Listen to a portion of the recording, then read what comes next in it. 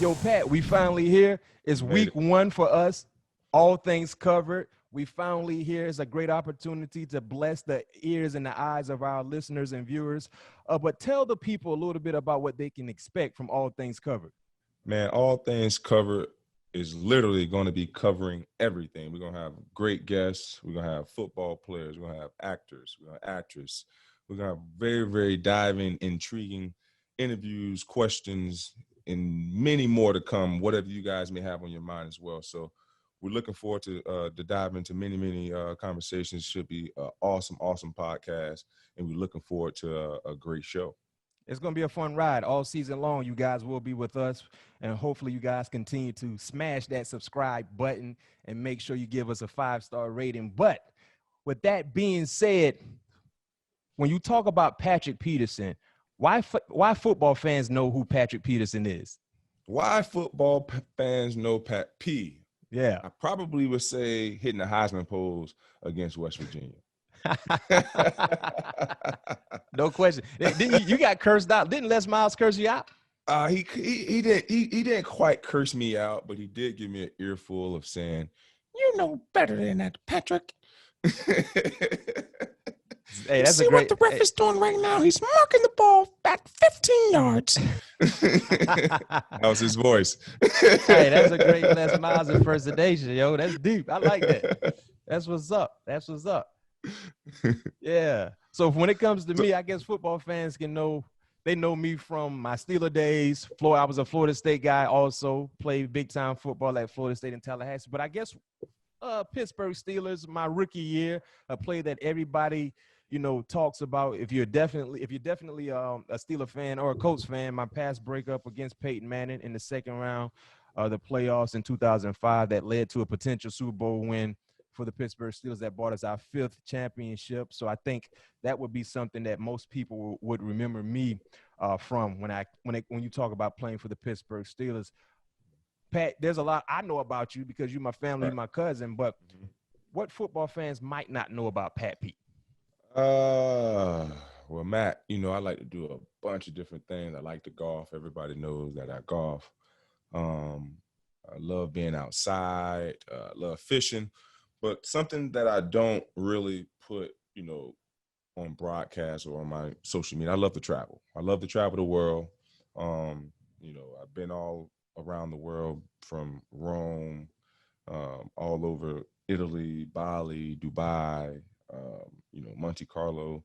And golf have taken me to those places as well. So, I love to travel. I've been so many great places in this world, and that's what I want my kids to be able to do. Explore the world, to see what God created for us to explore. So I love to travel. Oh, that's what dope. about you, Matt? I know you now being retired. You got a lot of stuff on your hands. I know you picked up some new hobbies here and there. What do you like to do? Man, listen, outside of watching football, something that a lot of people might not know about me, I like to eat. I love eating. I love sweets. I love desserts.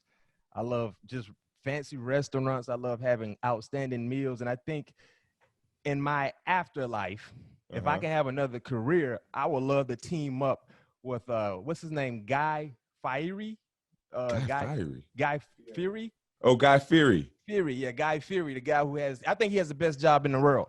I mean, he gets an opportunity to travel to any place in the country. Yeah. And test and enjoy and do a taste test on outstanding food that looks anywhere. So good. I mean, what diners dive and dives or something like that. Diners drive and dives. That's the name of the show. My bad, Guy. Hopefully we can get you in a podcast. That would be yeah, we definitely got to get him on. But I think Guy has the best job in America because he gets the opportunity to fill his belly. So that's something that a lot of people don't know about me. I love to eat, and that would be an ideal job for me, traveling around to different restaurants and tasting their food and giving 5-star ratings. And Matt, since you brought up food, one thing some people may not know about me too, I am a pit boss. I've been seeing some of your posts. Hey, man, listen, Matt, I just made this pulled pork this 7-pound pork shoulder. Yeah. Man, had that thing smoked for about 11 hours. Let it sit for about an hour. Unwrapped it. Took the bone. You wrapped it in foil? What you wrapped it in? Yeah, when I took it out the smoker, I let it sit. Then I wrapped it up in foil to let the juices and all that, settle in. Unfoiled that baby, man. I turned it on the side. Took the bone. It was so tender, Mac. All I had to do is just pull on the bone, and it came off. Easy peasy. So when you cook that when you cooked it, what you cook it in? I cook it in my pit boss. Oh, you got That's why I'm a pit boss. So, because I never cooked on the pit boss. See, I got a tray. Yeah, it's a smoker. So yeah, man, Mac. What I'm gonna do is I'm gonna get you a pit boss. You get me a pit boss. You won't go back. Yo, you ain't got to put no chips in it. All you got to do is it's gonna come with a big old bag of pellets, and it automatically feeds itself when it needs, the wood, and the flavor of the pellets I think is better. No question. Yeah.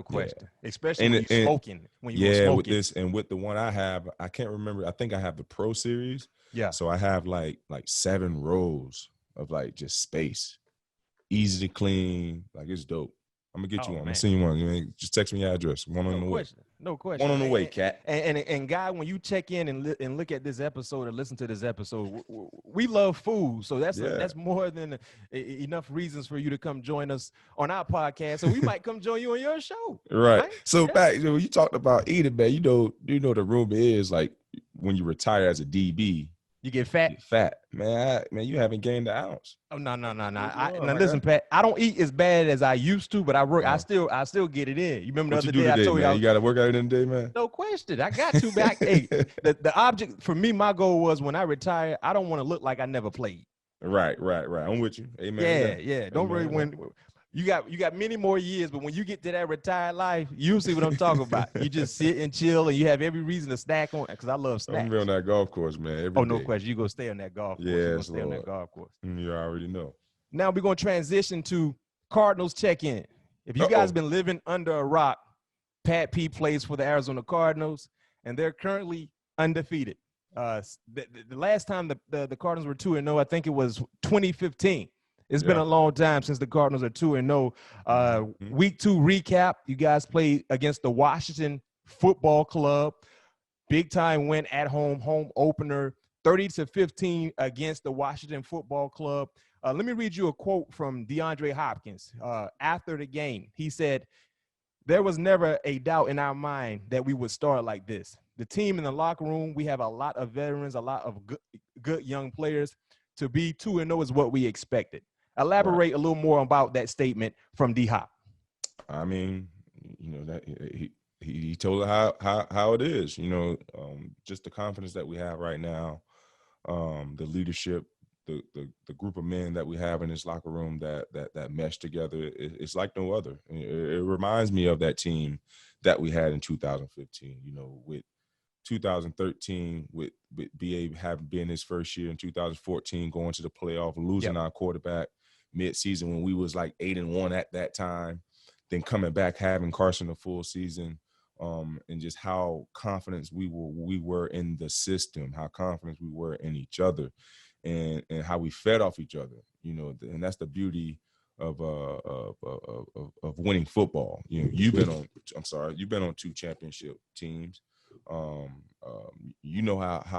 important it is for everybody to be on the same page, everybody to buy into the system. So I think that's what we're doing, having our full coaching staff back, having the core of the team back, that paid dividends for us to start off the way we started off as well, because the last 5 games of last season, guys, we really learned how to win ball games.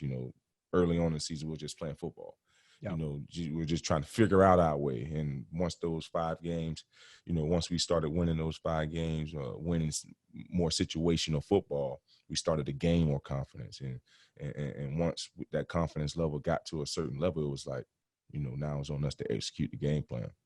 Talking about confidence, I think one of the more confident players in your ball club is the quarterback, Kyler Murray. He has improved, a lot from year 1 to year 2. And it wasn't like he was a dud last year. But what he's doing right now, man, it has to be fun to watch, man. how do you feel about your quarterback and what he can do in this offense throughout the entire season? I'm telling you though, that every time one is on the field, I can't watch it on the jumbo screen. You gotta watch him standing up. I got to watch it standing up. I got to be front row. I mean, because you don't know what to expect. You know, you're going to expect something great, but you don't know how great it's going to be. You know, like I believe, to me, the best run that didn't count for a touchdown was the first one, when he literally just hezzoed my man in midfield and, you know, damn near walked into the end zone. You know, so his confidence level has always been like that since he gotten here.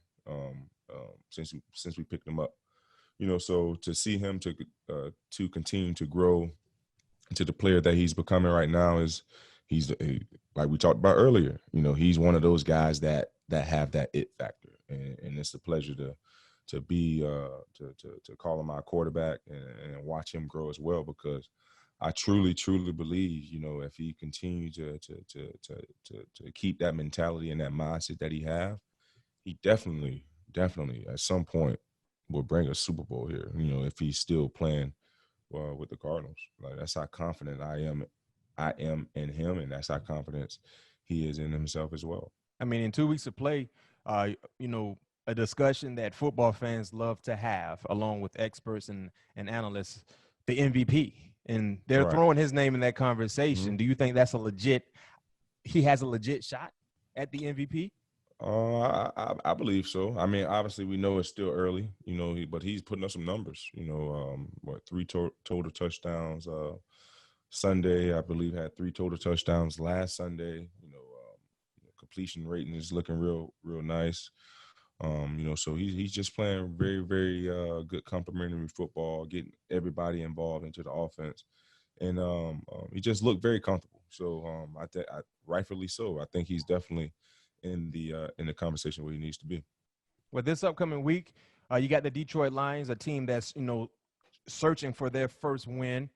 You guys are undefeated. You know, Detroit, Matthew Stafford, an experienced quarterback. We know he's a gunslinger. He can throw that thing around. Potentially, it may have their best wide receiver back in Kenny Galladay, who's been absent because of a hamstring injury. If he is in the lineup, one would think that would be the guy you will follow because you are a traveling cornerback. Talk about that matchup, because I know back in the day, anytime you played against the Lions, you were always following Megatron. You know, Calvin Johnson. But, you know, this is something you're familiar with. But talk about the matchup between you and Kenny Galladay if he is healthy. I'm assuming it should be a great matchup. Like, you know, I prepare for each and every Sunday. You know, I had an opportunity to go up against Kenny in 2016, maybe 17. Yeah. When they came out here to the desert, you know, real big, strong, physical kid. You know, have all the physical attributes to be recognized as a great one. You know, very, very strong. You know, run very, very powerful. And I never had an opportunity to you know, go against, you know, T.O., but you hear about the strength that he had as a receiver. And in 17, he was a rookie also. He was a rookie in 2017. Right. And him and Michael Thomas are definitely some of the 2 strongest receivers I've ever, like, you know, physically had to go up against. So, you know, I'm looking forward to the matchup against Kenny, and I'm sure Matthew is going to try to get him into the game. And, you know, Marvin is having a great start to the season so far. Obviously, their record is not where they want it to be, but their offense is moving the ball. You know, they're getting the ball in the end zone. You know, just a couple things that they have to figure out, and a couple kinks they have to figure out. But hopefully, they can figure those out after this Sunday. No question, because you want to be undefeated. And one thing about being a part of a good organization, you know, you're an experienced guy. When you are part of a winning organization, that provides financial rewards, right? Your contract is almost up. Throughout the course of the offseason, most recently, a few weeks ago, we saw the Arizona Cardinals give out some big-time deals. D-Hop, Buda Baker. I love Buda Baker. You know how I feel about Buda Baker, boy. He's a baller. You know what I mean? Then you look at your positions, specifically the cornerbacks, we saw some big time deals. Jalen Ramsey, 5 years, 105. Yeah. Trey White, 4 for 70. Darius Slade, 3 for 50. Byron, 5 for 80. James Bradbury, 3 for 43. When you see these numbers and you see these deals, how does that make Pat P feel? Man, it's a blessing first and foremost to to have those guys, trying to implement or go behind my contract, because that's what those guys basically, was doing at the time. Obviously the cap number and all that stuff changes. Those guys hit it at the right time. It's all about timing. It's all about timing, and I think it's the perfect time for me. Obviously, having Jalen, Tre'Davious, and all those guys do what they got what they got, but now the ball is in my court because all I have to do is ball out. All I have to do is do what I need to do to where I can be in a position to damn near write my own check. You know what I mean? So. I'm very, very happy that those guys finally changed the market. It's a blessing to see Jalen be the first guy, because that's one of the guys I worked out with, throughout his career as well. To see him be the first corner, hit that triple digit, man, I was like, yo, I said, it's about time. I texted him, I said, it's about time, yo. And he deserved it. He's a the younger generation of corners is definitely in great hands. With him, Tre'Davious, you got some, Gilmore. The list goes on. Byron Murphy, who I think is an outstanding player, who I get to see every single day.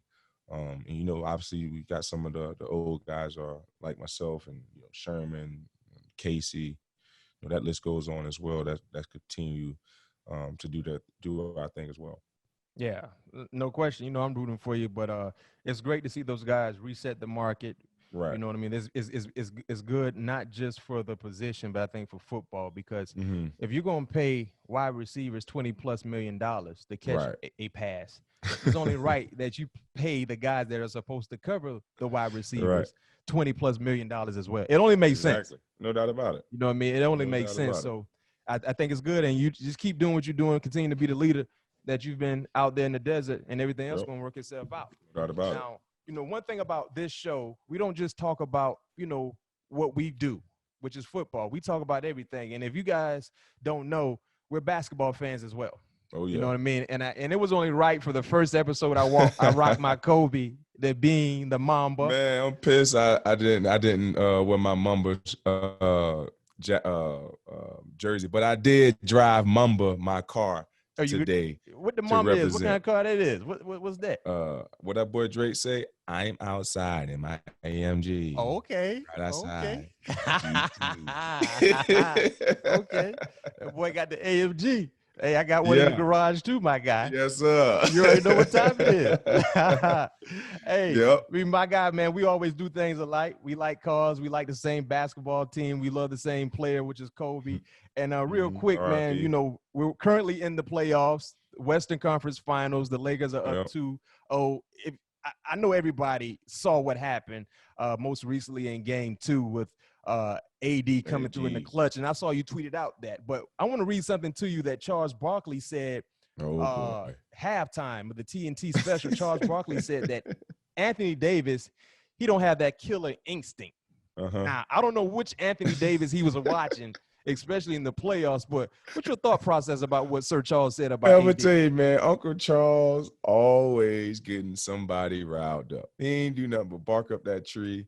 And Anthony Davis, he just did what he always do. I think Anthony always had that killer instinct. I think he always had that dog in him, and it's starting to show now because we get to see it more.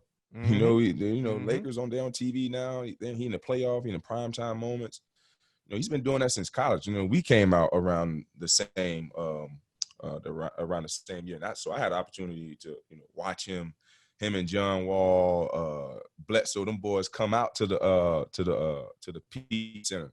Yeah. So he's been doing that. So to see him continue to relish those moments, it's awesome. But AD, he always had that killer instinct, man. He just needed more eyes on him to see him do him. Yeah, and you said earlier in the show, you're a big golfer. Mm-hmm. You said you're one of the top golfers in the National Football League of current I guys believe that are so. still playing. You Yeah. believe your game is like that. Yeah, I believe so. And you ready to challenge anybody who feels differently. They got to be playing though, man. I can't be They, playing these retired golfers because they got a lot. They got a lot of time to man, they be out perfect there the playing craft every day. Golfing is all. It's a timing sport, but it's also it's a feeling game. So you to have your short game to where you want it to be, you have to practice that all the time. It's almost like impress. You have to, if you want to be, find a way to stay square at all times at the line of scrimmage, you have to practice that all the time to where it's like, second nature to you. Yeah. So, hey, you don't have to tell me because I'm not getting out there to try. I already told you I had a bad experience when I was out there trying to swing tee off and it didn't go as well as planned. But you're a big time golfer. And Tiger, he just missed the cut in the U.S. Open. I know you love Tiger's game. Do you believe he will have opportunity in the Masters in November to do what he did last year, which is win it all? I think so. I think Wingfoot itself is a tough course, man. It's long, tree line, narrow. These like hourglass shaped greens. Very weird terrain on the green. So Wingfoot is tough, man. And then that rough. So it didn't only beat him up; it beat everybody up. So but I think Augusta. I think it fits Tiger eye. He evidently, it means something to him because he won there 5 times. Yeah. I believe, if I'm not mistaken, him and Jack are the only players with 5 jackets, or he passed Jack last year when he got his 5th jacket. I can't remember how that went, but with him missing that cut, honestly, I wasn't surprised because he came into that tournament, kind of hitting the ball all over the place. And this was a golf course you can't hit it all over the place. Mm-hmm. You have to be in the short grass in position A to be able to score. And he wasn't able to do that. And obviously he was cut, but I think he's definitely in prime position to compete for the Masters here in November for sure. I know question. But shout out to my boy Bryson, my Bahamas, Albany next door neighbor, Bryson DeChambeau, who won it. The only man under par. I think my man won it. What Bryson was 6 under, I believe. I think also with that being said, I believe that's the lowest round for the U.S. Open at Wingfoot. Yeah. So that was big because Wingfoot, that's a tough course, and they wanted the course to beat those guys up as much as possible. You know what? Since you're in Bryson, Albany neighbors, yeah, I think it's only right we get Bryson on the show at some point in time. Oh yeah, that's easy, man. That's easy. I congratulated him yesterday, so that's easy. No question. When you look at going back to the NFL, Pat, in 2 weeks of play, we've seen a rash of injuries, right? A lot of big name players are getting injured. Role players are getting injured. Why do you think that's happening, especially at the rate that we're seeing it happen in only 2 weeks of play? Man, it's always tough to pinpoint, why injuries happen. That's kind of something. It's like Mother Nature is unpredictable. You know what I mean. So it's kind of tough to say why injuries happen or how it happened or how can we prevent it. The best thing that you can do is just put your body in the best physical shape possible to where that it can perform at the best when it's called upon, and let the rest take care of itself. That's something that's kind of like out of your hands. We play a very, very violent sport. We play a sport that requires a lot of high powering cuts, focus. Obviously, it's a lot that goes into it, and that's just one of the things that comes with the game, with any sport, so you just have to, that's just, when you play sports, you just have to be, that just have to be one of those pills you have to be willing to swallow. Oh, no question, no question. Right now, you're tuning in, checking out first episode of All Things Covered. Brian McFadden, Pat Peterson, All-Pro corner, man. We're getting close to the halftime part of the show, and something that we will incorporate throughout our show is something called Memory Lane. Now, upon letting people know we were going to release this show, a lot of LSU fans were tapping in about, wanting to get some nice memories from you. And I'm gonna throw something out there to you. Let me know how precise you are when it comes to remembering this play or Okay. these sequences of plays. So Talk this to me. upcoming weekend, the SEC kicks off, right? So Yep. LSU, they're playing against Mississippi State Saturday, September 26th, right?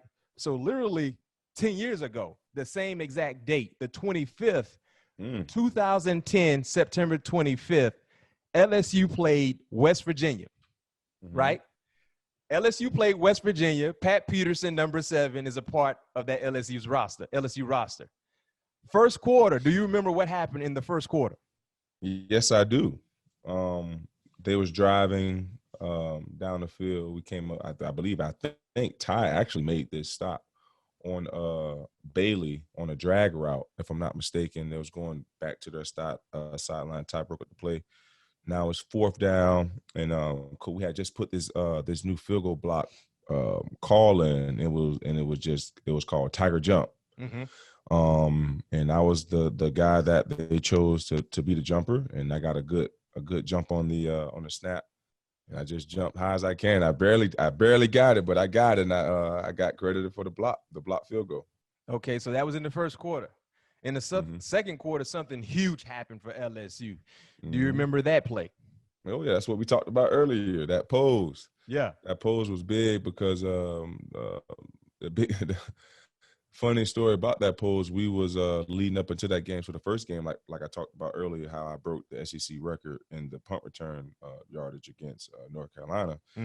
So Kelvin Shepard, Big Shep, that's what we called him. He, always crazy. He wanted everybody. He wasn't an instigator, but he always egged people on to do something. So he's like, hey, yo, I'm telling you, man, you get another punt return, man, you gotta hit the pose. I say, man, I don't know, man. I say, man, you know how Les is, man. He's like, man, we about to beat the mess out of West Virginia, man. When you get a punt return, hit the pose. I was like, man, I don't think I'm gonna do it. And sure enough, I got the punt return, and it just happened. Literally, it just happened. And it was the idea that the thought was put into my head. I never really thought about celebrating. And when I just broke, through the middle of the punt return, I got in the end zone. I was in front of the student section, in front of the band, and I just hit the pose. And like at that 5 time, flags came after that.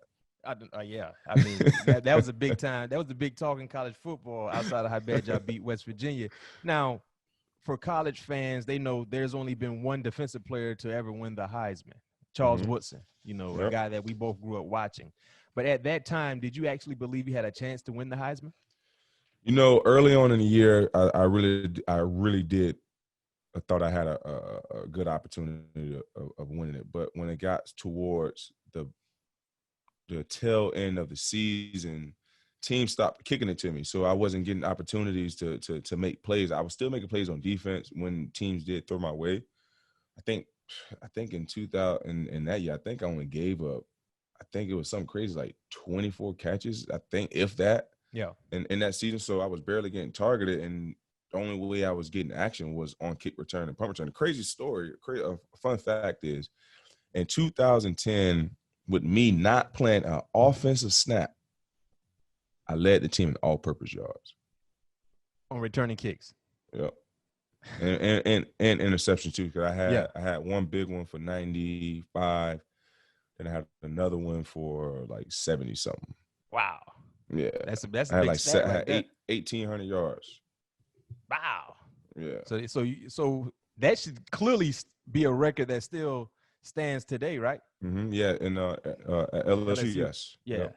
No doubt. So we're getting close to 2 minutes. Man, they had to make a trophy for me, Matt. They had they had to make a trophy for me. What was the name of the called trophy? The Impact Player. Impact Player trophy. Was that in 2010 they made that trophy? Yeah, I was the first player to have that trophy. Impact. Hey, the man. Impact Player. I'm gonna bring that on the show next week. Oh, yeah. Make sure you bring that. You might need to bring that throw up too. Yeah, I could bring the throw. Hey, it's only 3 DBs that got that Thorpe and the Bednarik. Yeah, no question. Hey. Who the other two? It's you and who else? Me and Minka.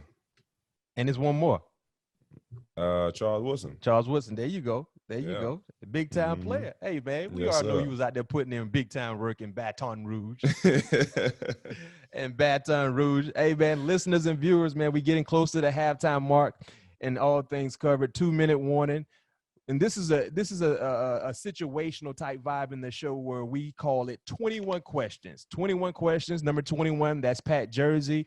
And these are random questions from big time fans that are fans of the show. And with this being our first episode, we decided to go to Facebook to get this question from a fan. But moving forward, if you want to ask us a question, myself, Pat, or both of us, please do leave a question attached to a 5-star review on Apple Podcasts. We'll be looking out for them and answering them to the best of our ability. So this first question comes from Chase Savage. He directed to Pat Peterson. From a list of any wide receiver that's ever played the game, past or present, who would you most like the opportunity to match up against and why? I want to go against. There's 3 of them. I couldn't pick one. Okay. But Jerry for sure. I would have loved to have an opportunity to go up against Jerry, the GOAT. Terrell Owens. Never had the opportunity to go against T.O. And I had the opportunity to guard Randy Moss when he was with San Francisco, but that was like, he really wasn't in the mix like talking about. I think the year after that, I think that's when he went. No, I think that's probably after he just came from the Patriots, I believe. When he left the Patriots, I think Randy went to Tennessee. And then from Tennessee, I think he went to San Fran. That was towards the end. Okay. Yeah, I know he did. Yeah, so I know that was his last team that he played for, if I'm not mistaken. But but the young Randy Moss, that Minnesota Randy, that Randy that had 3 for 160 something crazy astronomical numbers that he had that night. Hey, that Minnesota Randy boy was hell out there. I know. I definitely would have had a great would want to have the opportunity to go up against those 3 for sure. So how would you rank those wide receivers? Rank them? Yeah. I mean, they the top 3 in the league. Yeah. And it's hard to. I put Jerry 1 because Jerry first in every category. But after that, it's tough to put like somebody at 2 because the body of work is so different, but they have the same productivity. You know what I mean? So because like Randy Moss, he was like down the field guy, but they got the same numbers with T.O. He was more of he can take the top off the defense, but he was more of a, across the middle, breaking tackles type of receiver, but they both still got the job done. So it's almost like, what do you like? What do you prefer? So it's tough to kind of rank them in order, but those 3 for sure are the top receivers to ever play the game, and Larry is right there with those guys. Oh, no question. I agree with you, man. Shout out to Chase Savage. Great question. Like I said, every week we will answer a question, but you got to make sure you leave a 5-star review on Apple Podcasts, and we'll definitely pick the best question and we'll answer them. Right now, we're going to take a quick break, but on the other side, we'll be joined by a former teammate of Pat's, a guy with one of the best nicknames in sports, Tyrann Mathieu, Badger, also known as the Honey Badger. He'll be right here with us on All Things Covered. We'll be right back. Okay, we're back from our break, and like I promised you guys earlier in the show, we have a special guest joining us here on All Things Covered. I mean, 2020 hasn't been ideal for a lot of people, right? We've been going through a lot. But I can tell you, this individual, his 2020 is going pretty well. He won a championship back in February. He got a nice, big-time, handsome ransom. His pockets is full. He's currently balling, playing big-time football. His team is undefeated, one of the best teams in the National Football League, clearly in the AFC. And he's also making history in another way. He is the first official guest here on our podcast, All Things Covered. I would like to introduce to you guys. You love him. He's an outstanding player, outstanding individual, Tyrann Mathieu, joining us here on All Things Covered. Man, Tyrann, it's a pleasure. Thank you for joining us. My guys, it's an honor, man. I appreciate y'all having me. I mean, you've done a lot in your professional career, and you still continuing to write and add to your career. But let's go back to the relationship between you and Pat. You know, when was the first time you guys met? Yo, I think that if I remember, the first time we met was on a recruiting trip. To LSU, and you know, obviously I'm a big football fan. You know, so I've always admired Pat. You know, from afar, and you know, him coming to LSU is like, that's a big deal. You know, because you know, at the time LSU wasn't getting top 5, you know, national recruits. So for him to come there, you know, he definitely put the school on the map, you know, especially from a defensive back perspective. And so, yeah, I think that was like the first time, you know, I officially met him. Hey, he might, I'm sure he do remember this, but the first time we did meet, we was out, like you said, on our recruiting trip. And I tell people this story all the time because it still cracked me up to this day. Like I said, we was out, we was just chilling. And he was like, yo, if anybody know Ty, we know how you talk with his hands. Like, yo, say 5, like I'm gonna be better than you, yo. I was like, damn, are you still in high school? Hey Pat, he told you that while he was on his recruiting trip, while you were already established. You was already established at LSU, yeah, right? I say, man, you still in high school. But I say, you know what? I like that. And I want you to be better than me. And when he came there to LSU, man, it was like a match made in heaven. It was like a very, very unique friendship that jumped off from the gate. You know, his playmaking ability speaks for itself, but you know, the human that he is, the personality that he has, you know, the caring heart that he has, it definitely separates him from a lot of men. So you know, he's a special guy. So I'm definitely happy that we had the opportunity to meet at that time, and our relationship continued to grow. Yeah. So Pat, when was the first time when Tyrann signed to be a Tiger? When was the first time you saw him on the grass and you was like, oh yeah, youngin got it. I'm telling you, it was listen, Mac, it was the first 7-on, yo. We going out there, it's all player organized because, you know, like in the summer we can't be with the coaches. It's just all the players. So like the older guys, we're all, you know, older guys in the secondary linebacker. We put our group together and be like, yo, we're gonna meet up at, you know, 3:00. Everybody, boom, we do out there. Everybody done their workout, study hall. And we're gonna meet up and we're trying to get better. So it was one of those 7-on-7s, and the freshmen just got there. They was done with their day, and they was just strolling in. Him, E. Reed, like all the young boys is coming over from Lod Cook. That's our Breakfast Club spot. And literally the first 7-on, he had like 4 turnovers. Like I never forget. Like he had like 2 picks. Came and stripped somebody who caught like a slant on him. Like it was just phenomenal to watch. And I was like, yeah, and like this kid got it. And it's very rare that you see. It's just like it is in the league. It's very rare that you see young players come into a institution or a situation with that it factor. You know what I mean? And that's what, like I said, that's what separated them. Well, Tyrann, I know I was a fan of yours when you was playing college football. I was in the league at the time, but I thought the passion and the energy you displayed week in and week out was something you didn't see from a lot of young secondary players. So you first wore number 14, if I'm not mistaken, correct? Yo, no, my first number was actually 12. You had 12. Mm-hmm. I had 12 at first. Yeah. I switched to 14. Okay. So you had, I remember seeing you balling with number 14, but eventually you made that switch to number 7. Yeah. Now, for a lot of football fans, they might not know what number 7 means for LSU, but tell us a little bit about the significance in that number.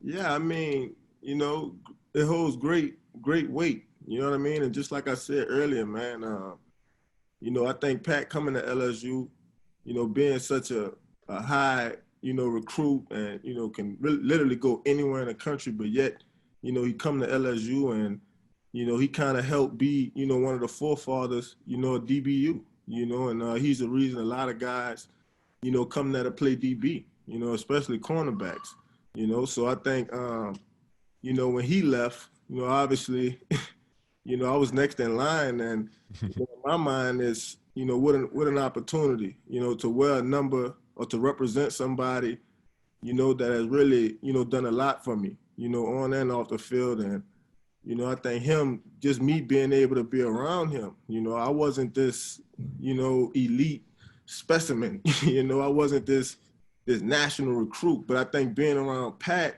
and I think having that friendship, you know, I kind of felt like I was, you know, a part of that elite group. And, you know, I think it's important, you know, that, you know, he brought that out of me, that I saw that in myself through him. You know what I mean? So, you know, forever grateful for that. And, you know, yeah, he done so much for me, man. But yeah, I think just wearing number 7, just, you know, trying to represent him and, you know, keep his name alive as well.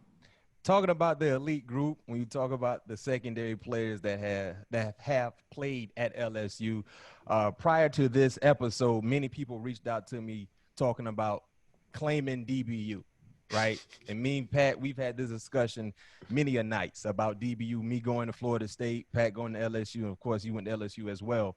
You know, is it, when you talk about DBU, Tyrann, I want you to be unbiased. I know how Pat feel about this, right? Yeah. But when you talk about DBU, does it start and stop with LSU? And if so, why?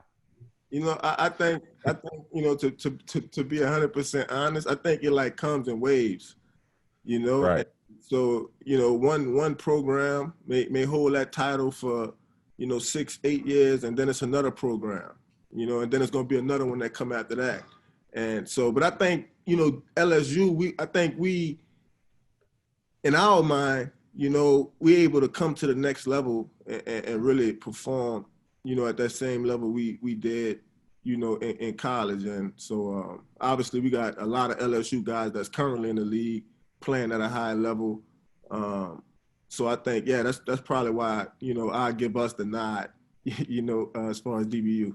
And that's exactly what I said, Matt. I said it comes in waves. I said when y'all had Prime, you know, T-Buck, you know, the list goes on, yourself.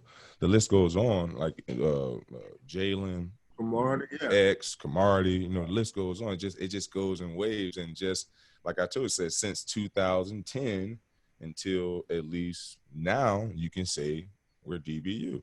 Yeah, I think we probably got the best. Like if you could put LSU secondary up against any current, you know, active group, I think we'll probably have the best, you know, the most complete secondary for sure. Who would be in that top 4 then? If you talk about the best LSU mates that are currently in the NFL, I give you a 5-man secondary with a 5th guy being a nickel. So 2 safeties, 2 corners, and a nickel. Easy. Give me that.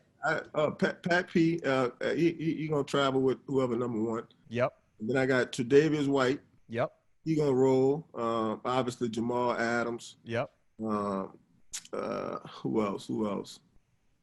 You need a nickel. You need another safety. I as far as safety, I'll go with a young boy. Who that? It just tore his Achilles, but Grant Delpit. Yeah, Delpit. Okay.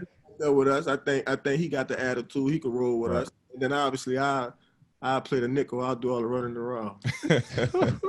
Hey, listen here, man. I'm not gonna lie.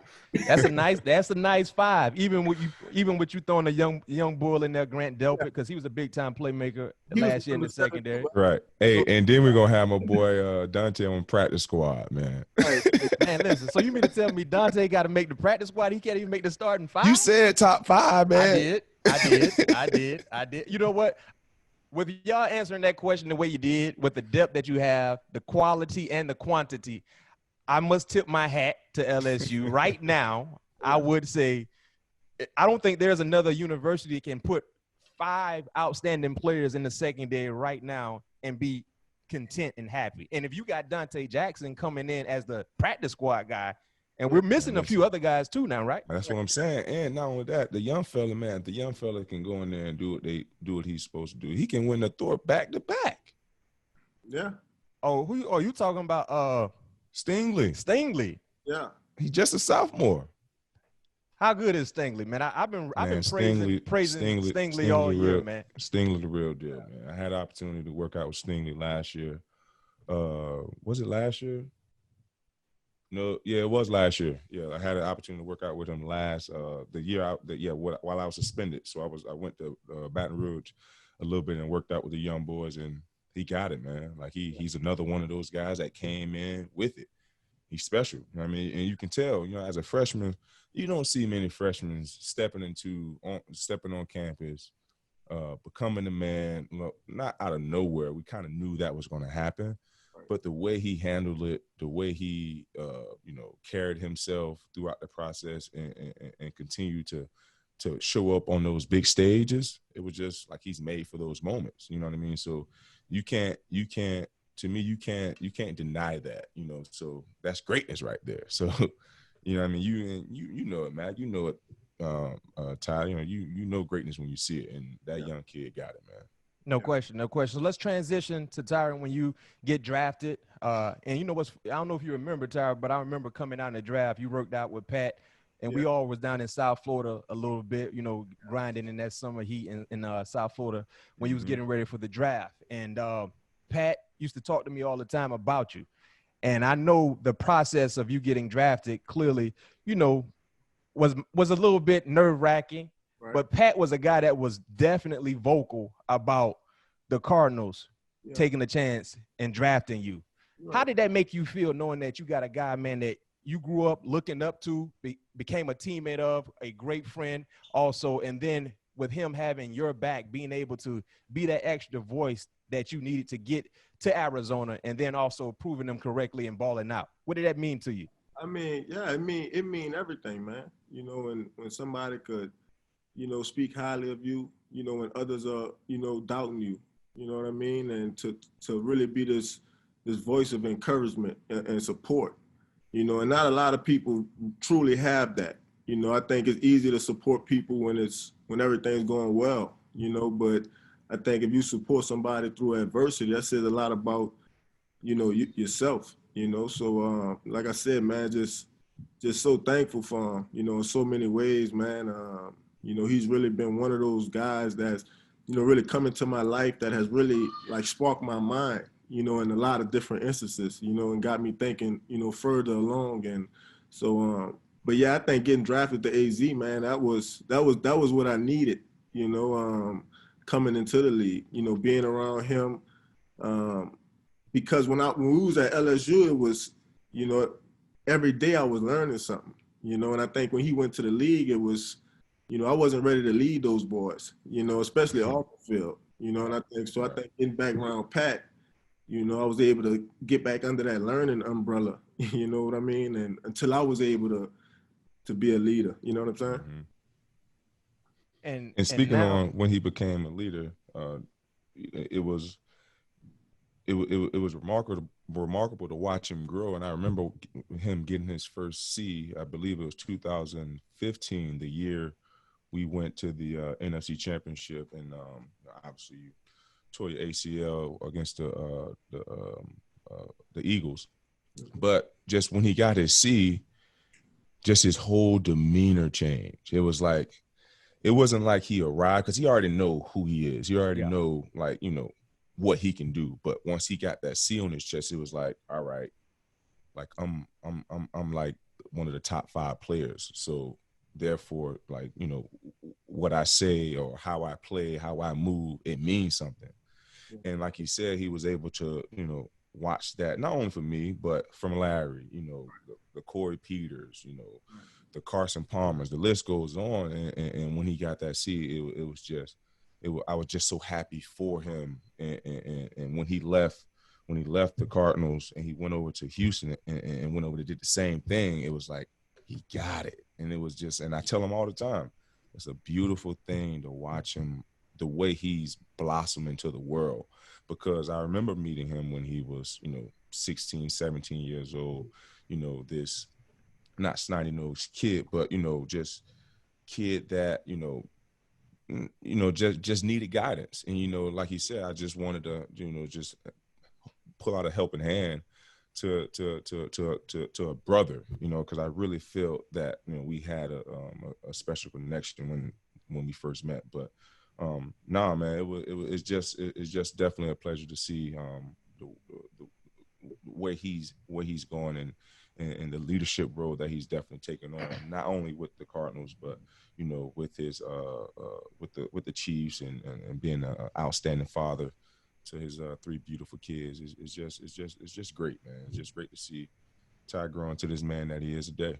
Yeah. No question. And with that being said, You talked about, Tyrann leaving the Cardinals, going to Houston, and then most recently, signing with the Kansas City Chiefs. First season was with the Chiefs last year. Like I said, he got an outstanding background. Yeah, Loving the man. background, man. Repping Chiefs Kingdom fully. So, Tyrann, let's talk about the Chiefs this year.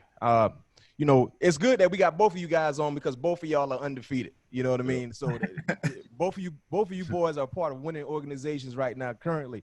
But let's talk about the Chiefs. This past Sunday, another come from behind win against the Chargers. When you play the type of ball you play as an individual, and that has, translate throughout the entire defense on all three levels. But then when you got money Pat Mahomes at your quarterback, do you have any doubt? Is there any doubt that, we get down by 10, 15 points in the second half, we might not win this ball game? I think having Pat as a quarterback kind of lessens the doubt. You know what I mean? Jesus Christ. Yeah, he's a special player, man. Special talent. He's a hell of a leader too. One of the first guys in the building. Really goes about his work the right way. And then he finds a way to not get distracted. So many people pulling on him, so many people praising him. I think for him to be that young, I remember when I was young, I feel old, but I'm still young, kind of. But yeah, I don't know if I could have handled all that, man. So praise to him, man. He's handling it all well. But yeah, it definitely pays to have him, as a quarterback. Man, that throw he made to Tyreek on the run, yo. Oh man. I mean, man, that's him, man. I saw that 90 times and man. Hey, Tyrann, I was going to ask you, with you, practicing against Pat Mahomes, tell us something about him that we might not know. I mean, we see the unbelievable throws, on game days and just making people miss and just, the cannon for an arm he has. But for us, I'll never get a chance to be around Pat Mahomes like that. And the same could be said for Pat. I don't think Pat would ever play for the Chiefs, but who knows, right? But give us a little insight about Pat Mahomes, man, about what makes him so special, or something that kind of blew you away from what you saw Pat do. Yeah, I mean, outside, like I said, outside from him just, obviously having an amazing arm talent, he's like a humble killer. Like when he comes into the arena or he comes to practice, you don't think he's there to, put you in your place. It's kind of like he's just like there, and then once that ball's in his hand, he turns into a completely different person, so he's highly competitive, and he knows where the ball's supposed to go. Not every quarterback, has that, trait, to be able to go from one read to the fourth read, and be on time, so but yeah, I mean, I've saw him do so many special. I saw him throw a 70-yard, probably was in the effort 70 yards, training camp. So and sometimes he overthrow them boys, and that's crazy. Keep running, So hey, so that's crazy right there. So Ty, talk to me about how difficult was it for you guys as a defense, having the uncertainty about, who was going to be the starting quarterback, going into the Chargers game. How difficult was it not going up against, preparing for Justin Herbert? Yeah, to be honest, man, I thought the young kid came in there and played the way he was supposed to play.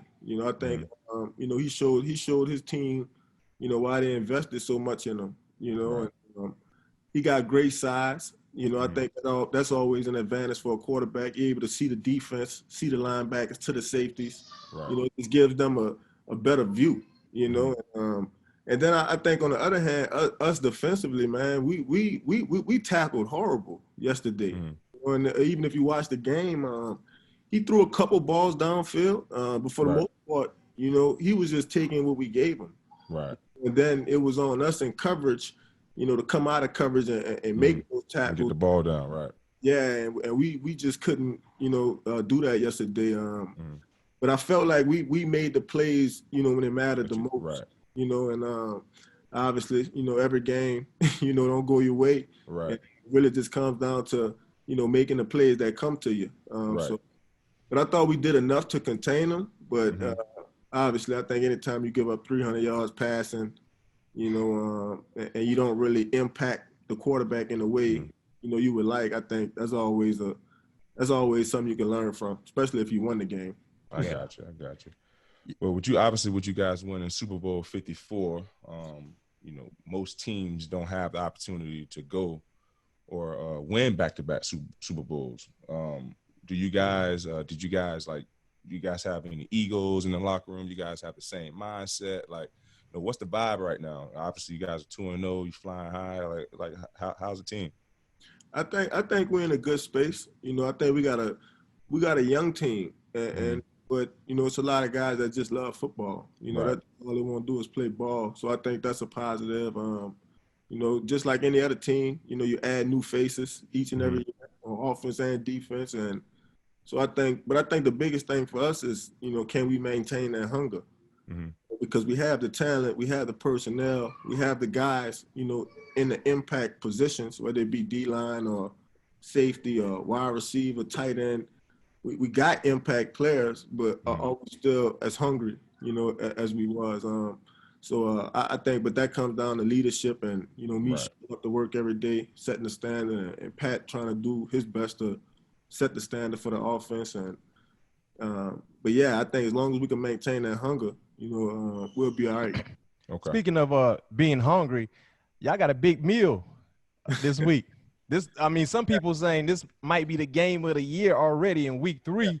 Monday Night Football, MVP 2019, Lamar Jackson, Baltimore Ravens. Looking at what Lamar has done, I don't know if you started your prep yet, but he's completing around 77% of his passes. He's averaging almost 300 yards a game, no interceptions.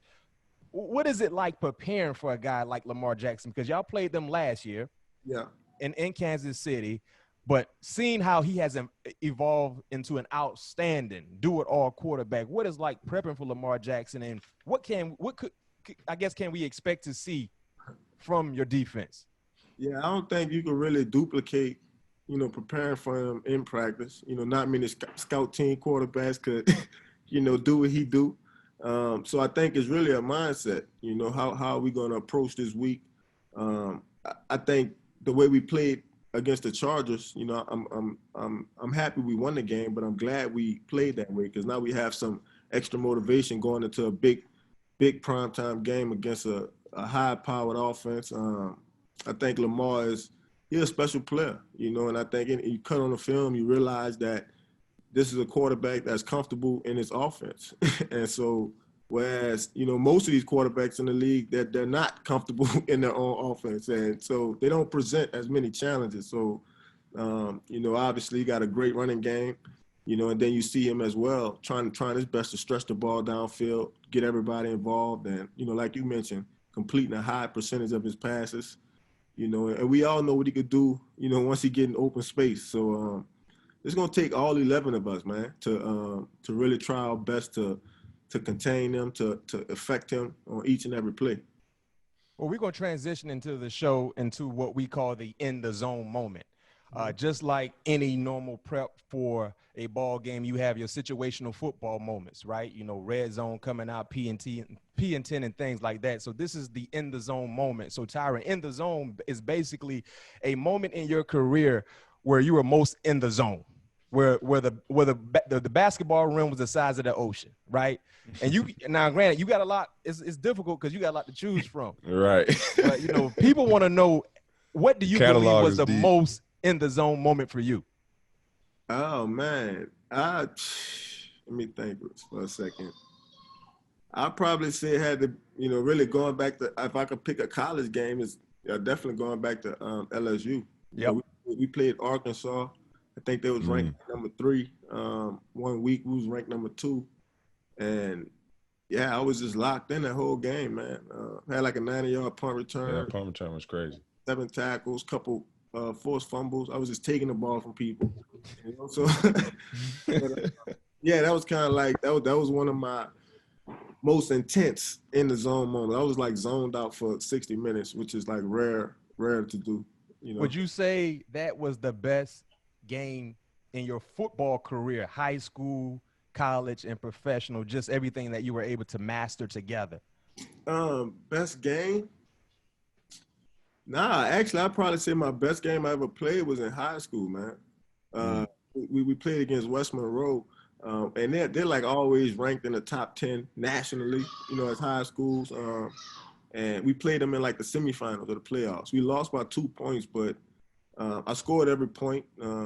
Caught like 2 picks on defense. I was just so fine, missed any tackles that day. I just did everything right from a technique standpoint, and put my team in position to win. But we couldn't at the end. But that was probably my most fundamentally sound game I've ever played. Back in high school.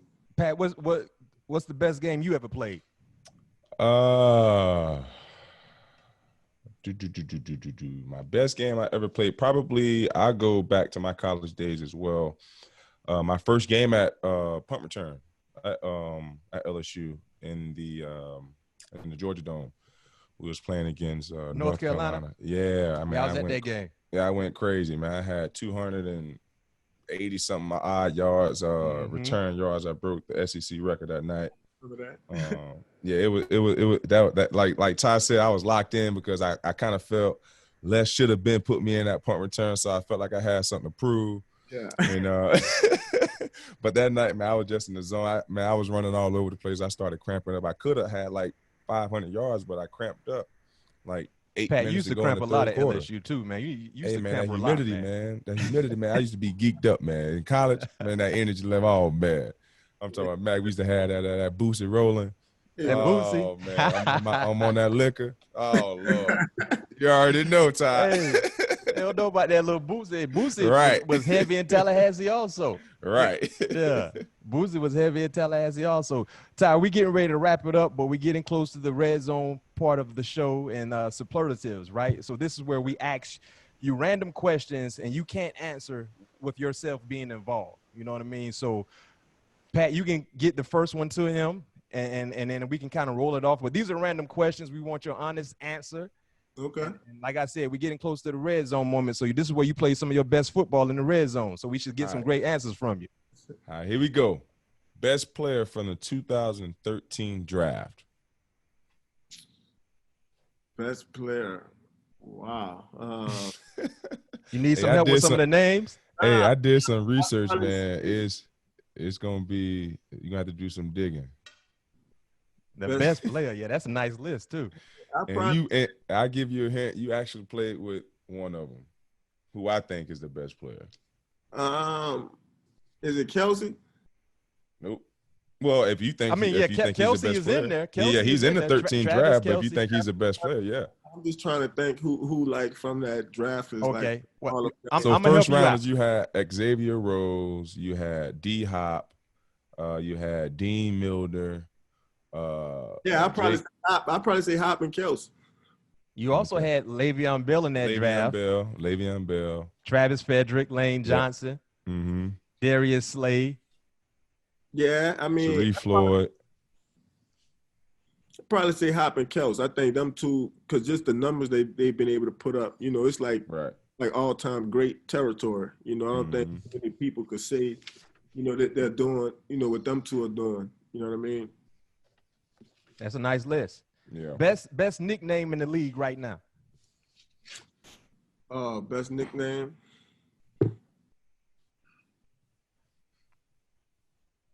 I'd probably say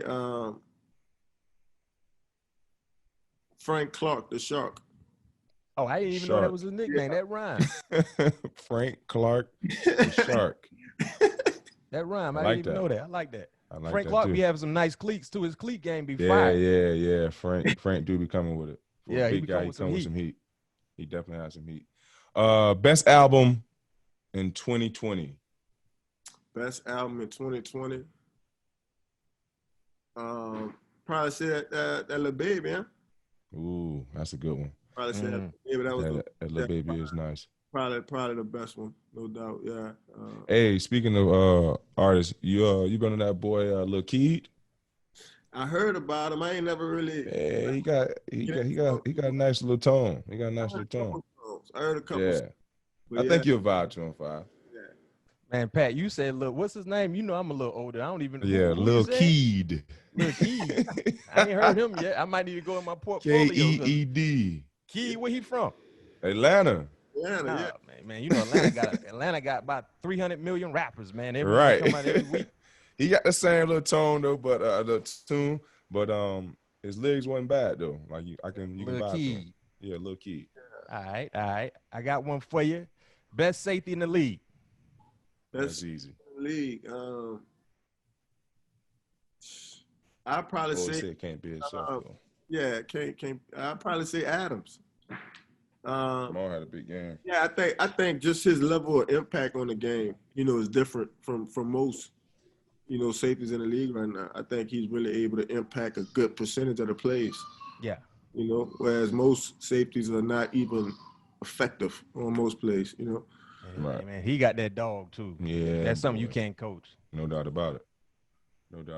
Let me see. Oh, I got one for you, 5. Why you call him 5? What's that? That's a nickname? Yeah, we got 5 slime. Yeah, you got a bunch of them. Okay. If you wasn't playing football, do you really think you could have been the next AI? I know you be in your bag. Yeah. And look, to be honest, bro, I think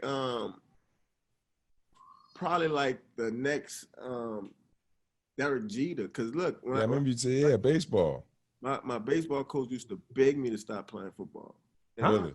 I couldn't. You outfield, infield? Which one? I used to play shortstop, second base. I pitch on occasions. Wasn't really like I wasn't really like big into pitching. I just rather play the field. Bat first. But yeah, he used to beg me to stop playing football, man. What? I couldn't see that. I couldn't see what he was seeing. Yeah. I was just locked in on football. Was like it brought out a different passion for me. Yo, that's what's up. I never knew that you had anything like that on the diamond, and clearly, I didn't know you was tough like that on basketball because I heard Pat mention, potentially being the next AI. But I done played in World Series and all that. Oh yeah. Yeah, growing up, man. So, but yeah, like I said, baseball was just a sport that I was just naturally good at. Football was awesome, man. That was what I was in love with. You know what I mean? No question. You got two boys. Last question for you. Most likely path after football. Now, I did my research now, so I see you really enjoy acting.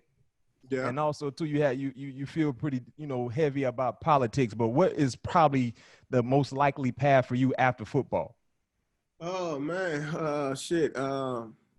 Try to save all my money where I could take a couple years off before I get back to work. Hey. Amen to that. I'll probably say, right now, man, I think, I like to serve, especially other people. I think, so many instrumental people that came into my life that, gave me that sense of hope that I needed. And I think so my next mission after football to hopefully touch, somebody in the same way that, obviously Pat touched me and, Coach Lee, my high school coach, he sparked my brain too. I used to play offense before I played DB, and he was like the first one to get me to buy into the defensive mindset. You know what I mean? And so it's been a lot of people that come into my life that really touched me in the right way. I'm hoping I could do it the same way. I don't know whether that be through coaching or, mentorship programs, but I see me, definitely, doing that in some way. Man, that's dope, man. That's dope. Yeah, I think, that's something that a lot of kids are lacking. You know what I mean? A lot of kids come from difficult upbringings, and with you being able to go fight adversity and make it out on top, you got a voice that people gonna listen to. Yeah. You know what I mean? And that's something that we all need to adapt, being able to try to help others. So, Hey, man, I'm right there with you. 5. Yes, I can call you 5, but would you say 5 and Slime? What's the nickname? You got 5 Slime? Yeah, just call him 5. 5. Okay, 5. But hey, you know what, man? Listen, at some point in time when y'all boys, got some free time, hopefully, ideally, y'all can meet up in the Super Bowl in Tampa, right? I think that'd be dope. And we can do a all things cover in Tampa if we're able to travel. But at some point in time, I want to see what your hoop game look like, Tyrann, because this man say AI, man, you had to be nice out there. Hey man, you can go both ways with it. Most guys don't have left and right. Yeah, I've seen it. I could get nice. Were you playing above the rim too? I don't vouch for many people, man. Huh? I said, were you playing above the rim also? Nah, I mean, my game is, obviously I'm gonna impact it on the defensive end. I'm gonna run the court all day. Mm-hmm. Yeah. But yeah, I'm like I could drive and spot up, you know what I mean, and I could, pull up. But yeah, I'm a beast in transition. So, yeah. That boy Pat had a nice little game too.